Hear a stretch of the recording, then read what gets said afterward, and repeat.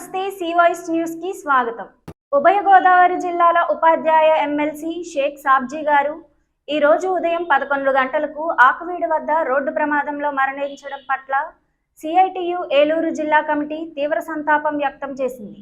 ఈ మేరకు జిల్లా అధ్యక్ష కార్యదర్శులు ఆర్ లింగరాజు, డిఎన్విడి ప్రసాద్, ఉపాధ్యక్షులు బి సోమయ్యలు ఈ మేరకు ఒక ప్రకటన విడుదల చేశారు.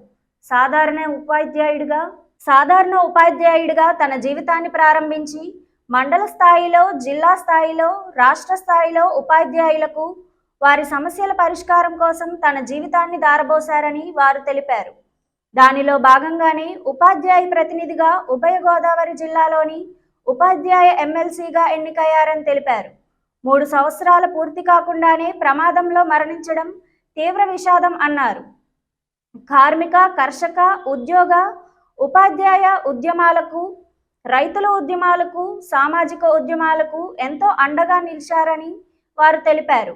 ఆయన జీవితాంతం ప్రజా శ్రేయస్సు కోసం పోరాడారని, పాలక వర్గాలతో ఎక్కడా రాజీ పడలేదని కొనియాడారు.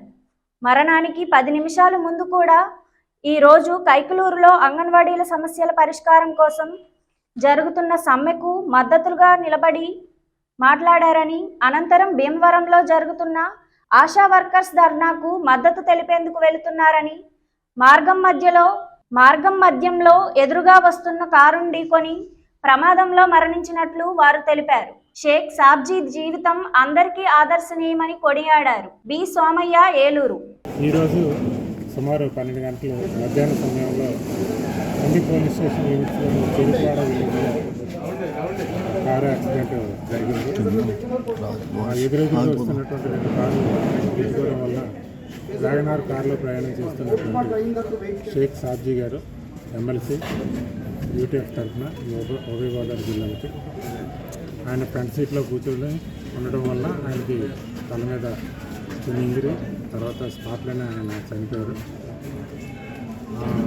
ఎదురుగున్నటువంటి కారణ వాహనం కొంచెం టెక్నికల్ ప్రాబ్లం ఏదైనా ఉందా లేదా అనేది ఎంబీఏకి చెప్పాము, వాళ్ళు చూస్తారు.